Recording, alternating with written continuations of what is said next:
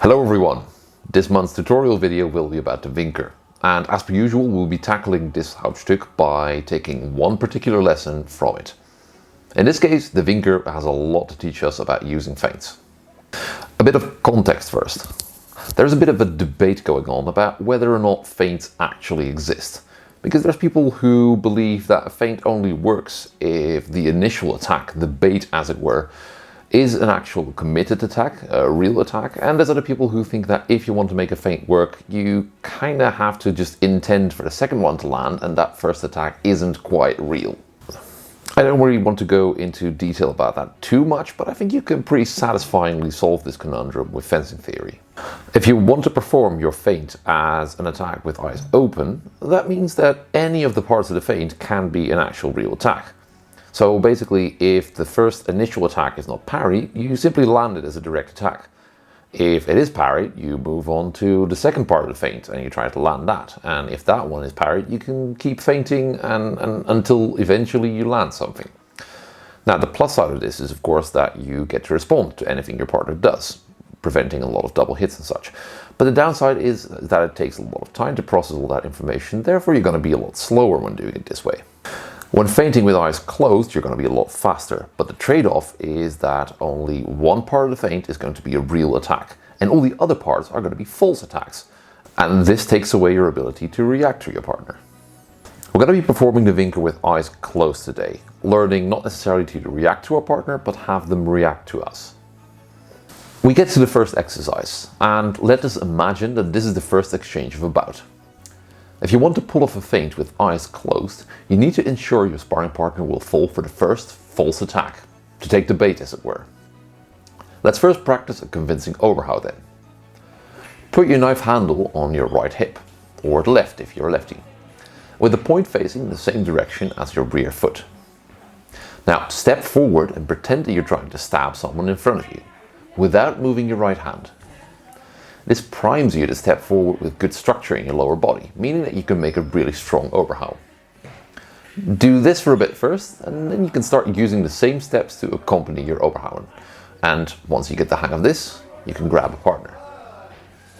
So, exchange number one, make a convincing overhow. This means that it has to be targeted at your opponent and quite solid.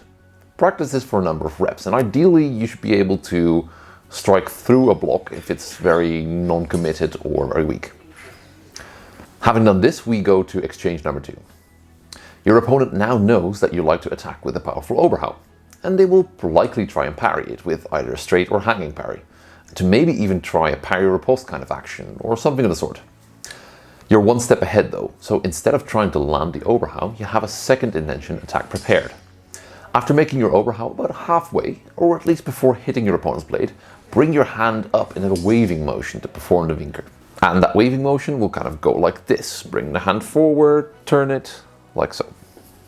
You can hold the messer with your thumb and index finger and relax your grip with all the other fingers to hit them with the short edge. We go on to exchange number three. Your opponent will now probably try to parry a little bit better since they have just realized that their block didn't close the opening well enough. Time for your third intention attack. Start again with a powerful but false overhow and turn it into a Wincker. Instead of committing to this one as previously though, this Wincker is also false as we turned it into a Wincker on the other side. To do this, as you perform the first Wincker, now bring in your elbow to basically make the Wincker from the other side. The blade will follow to make a nice short edge cut from your left side. Exchange number four.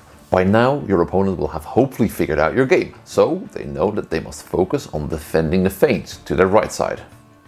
You, however, are playing 4D chess, so instead of feinting, you simply make a powerful and direct overhow again. You're now a few points up, and your opponent is none the wiser about what exactly your fencing style is. But of course, this is an idealized situation. You may not hit all of these all the time, and your opponent might simply not respond in the way that you expect. And to help with that, you can try the final exercise. You pretty much get 5 reps before you switch roles. Your partner gets to defend in any way they like. Their objective is simply to not get hit. Your objective is to land a hit with either the direct overhow, the single Wincker or the double Wincker. In what order you try these is up to you.